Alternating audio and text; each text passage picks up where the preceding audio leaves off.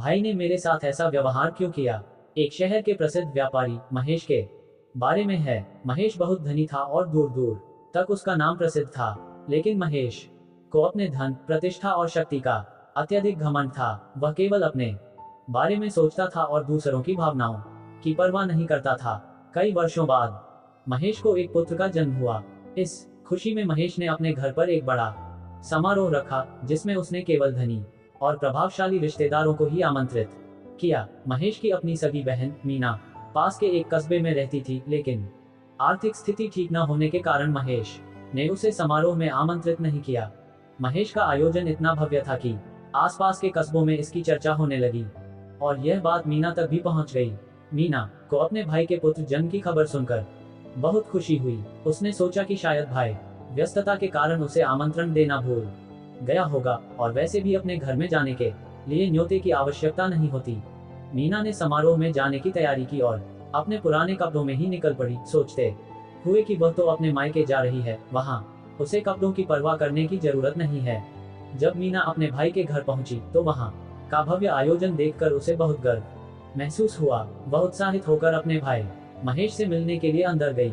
जैसे ही महेश ने अपनी बहन को देखा, उसने उसे पुराने कपड़ों में देखकर नजरअंदाज कर दिया और मिलने से कतराता रहा। मीना ने सोचा कि भाई व्यस्त है, इसलिए वह अपनी भाभी से मिलने चली गई।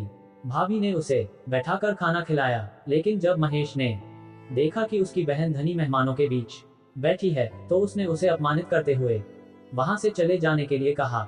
मीना को विश्वास नहीं हुआ कि उसका अपना भाई उसके साथ ऐसा व्यवहार कर सकता है। वह रोते हुए अपने घर वापस चली गई।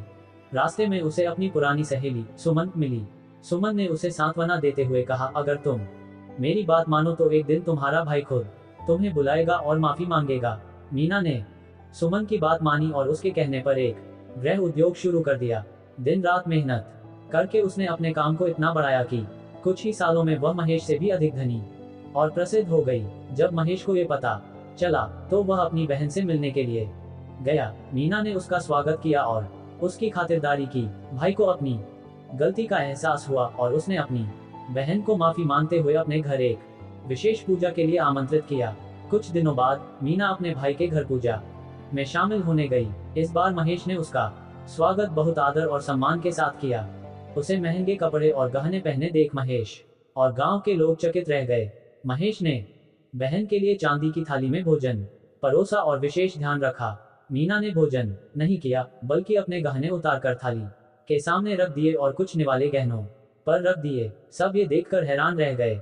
जब लोगों ने पूछा कि वह ऐसा क्यों कर रही है, तो मीना ने बताया कि उसका सम्मान उसके गहनों और कपड़ों की वजह से हो रहा है, न कि उसकी असली पहचान की वजह से। महेश को अपनी गलती का पूरी तरह एहसास हुआ और उसने अपनी बहन से माफी मांगी। मीना ने अपने भाई को माफ कर दिया और उसे गले लगा लिया।